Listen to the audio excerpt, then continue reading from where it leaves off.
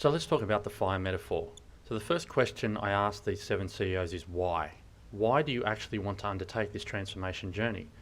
Initially they said things like, I can see big storm clouds on the horizon, or our financial trajectory is poor, or our competitors are more aggressive, our customers are squeezing us, our staff engagement is at an all-time low.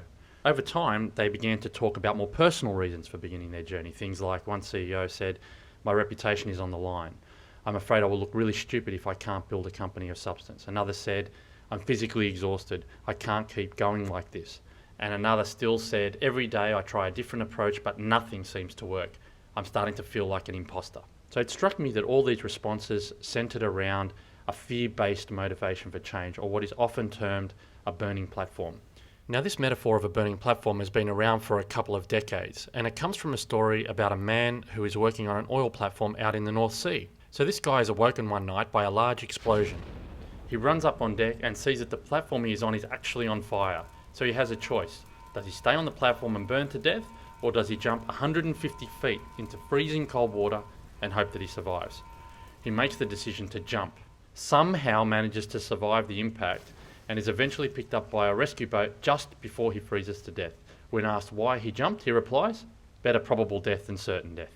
So in a business context, this implies that fear and extreme urgency are not only necessary but desirable motivators for change. In other words, in order to transform, we all need to run around with our arse on fire. Now, as it turns out, in the land of burning platforms, there are far too many pyromaniacs. What I actually found was that while some urgency helped motivate the CEOs to begin their journey, a fear-driven motivation was not what sustained them over time. What they all spoke passionately about was a burning ambition, a very personal fire that burned within. They spoke about things like fulfilling their leadership potential and redefining their definition of success to include balance, and a deeply held desire to live a big and authentic life. This personal burning ambition then transcended into a burning ambition for their organisations as well. One CEO not only wanted to transform the culture of his company in Australia, but to effect positive change in the corporate parent company globally.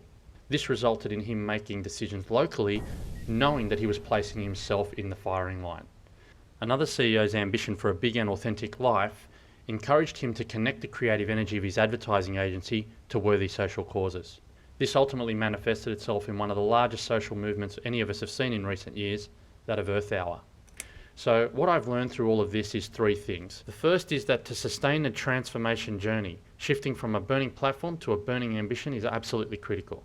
Why? Because this shift allows leaders to be calmer, more purposeful, and more responsive to the inevitable challenges that they're going to face. Secondly, it's also vital for a leader to not only articulate the organisational reasons for change, but to delve deeper and establish very compelling personal motivations for change. Finally, the fire, or the big why, is actually a crucial part of how leaders transform. As Nietzsche said, he who has a why to live can bear almost any how.